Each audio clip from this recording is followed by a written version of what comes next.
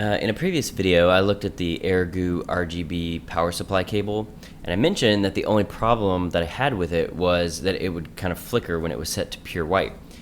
It didn't do it when it was plugged into the included SATA-powered remote, but only when it was plugged into the motherboard header, which is how I was using it. So AirGoo asked me what I thought of the product, and I mentioned the flickering, and they said that it was probably because the motherboard header wasn't putting out enough power to run all 120 LEDs in the cable. So they suggested that a powered hub would solve the problem, and they sent me one to try it out to see if that would fix it. So this is the AirGoo aRGB and fan hub. It's got 8 aRGB channels, 8 fan channels, and it's SATA powered. You plug this end into SATA. This end plugs into a fan header and an aRGB header. And then there are 8 aRGB headers here and 8 fan headers here.